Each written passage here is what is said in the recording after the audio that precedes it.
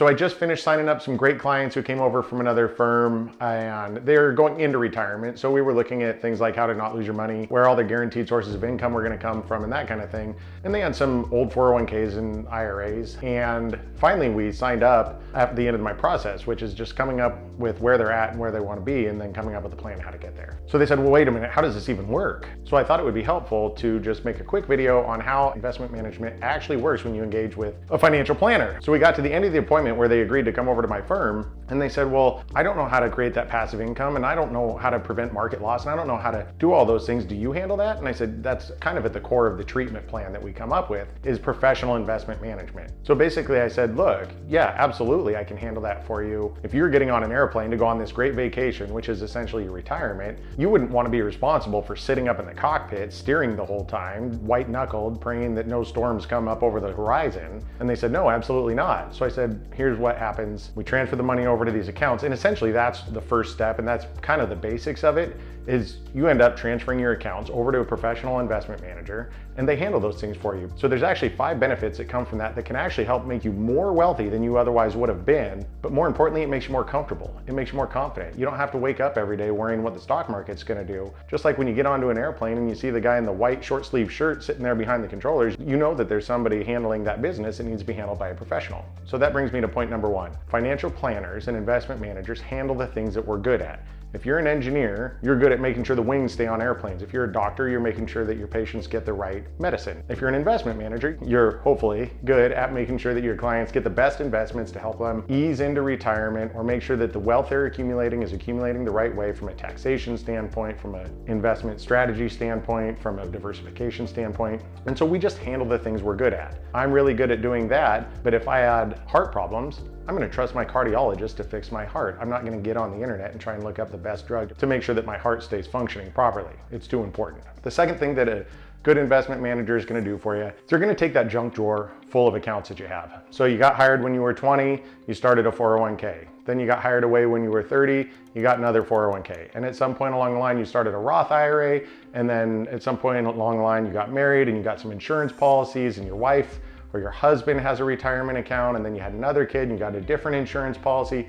And then you turn around, and by the time you're about 45, you have what I call the junk drawer of accounts. Everybody has one. I have one in my kitchen. It's where the tape is, and the scissors, and a screwdriver, and some batteries for when I need to change those. But unless they're all working together, your overall financial health, and at the end of the day, the amount of money you can have in your bank account, could actually be suffering because you have that junk drawer of accounts. A 20-year-old who signs up for a 401k is willing to take a lot more loss in that 401k than a 60-year-old who has a 5-year time horizon to retire. So a good professional money manager can come in, put all those accounts together, make them work more efficiently, and ultimately probably leave you with a little bit more money in your pocket. The third benefit that I've really found, and this just kind of dawned on me the other day, I was working with a client who's at a big tech company. I'm here in the Seattle area, so a lot of high earners, a lot of people with tech companies, a lot of people who get a ton of stock grants from their tech companies. And he handed me about $1.5 million, and as soon as I got the accounts in, I went through them.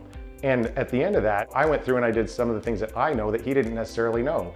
Things like tax loss harvesting, and rebalancing his portfolio, and getting him into some investments that he didn't really have access to that kind of changed the risk reward scale. And I went through his portfolio and I rebalanced it out. I saved him about $20,000 in income tax for the year. I saved him about $15,000 in capital gains tax for the year. And I took about half of the $800,000 that he had heavily invested in his company.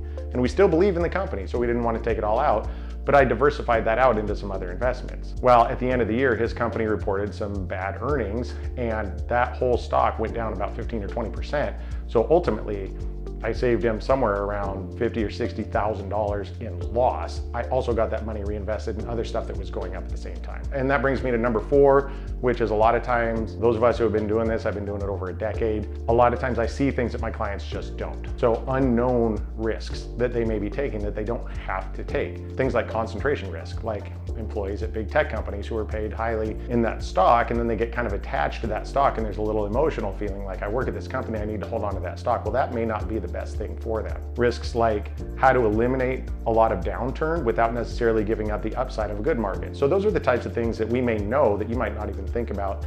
And then honestly, until I got into this business for about 5 years, I didn't even kind of realize was in my own portfolio. That brings me to the last thing, point number 5, that a really good independent guy might be able to do for you in your portfolio, and that's think outside the box. 90% of this industry is really built on take a risk tolerance questionnaire, give me your money, and then I'm gonna buy you a well-diversified portfolio of what is essentially mutual funds.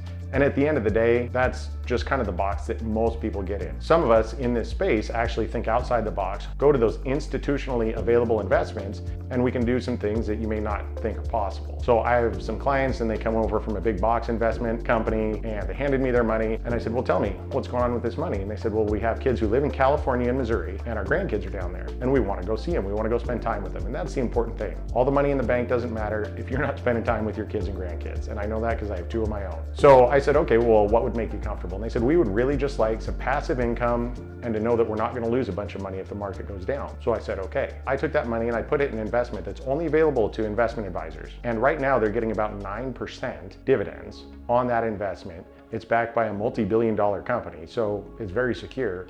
And they can't lose any of their principal unless the stock market is down 40% at the end of 5 years. So the likelihood that they actually suffer a loss is very low, but the likelihood that they get to spend that 9% traveling down to see the grandkids and living that life that they want to live is very high. So those are 5 things that a good investment manager can do with your assets that might be able to give you a little more peace of mind, a little more confidence, and just allow you to live a little bit better life, which is the whole point. If I haven't met you yet, my name is Chris Reed. I run Capital Partners Wealth Management. Between running my business, driving my kids to all their sports, helping all my clients, I don't have the time to just help everybody, but I didn't spend 20 years in the Marines and 7 years as a police officer helping people to stop just because I run a business. So I make these videos to try and be helpful. So if something here has resonated with you, take it to your financial advisor and just see if they can help you out. If you're interested in taking a quiz to see what your retirement income is going to be like, or how much you need to retire, or how much you'll lose if the market tanks or whatever, below in the comments, there's going to be a couple links. All you got to do is click on them, take a quick quiz. We'll get back to you. It may be a little bit because we're pretty busy, but we will get back to you and see if we can help you out. Thanks so much.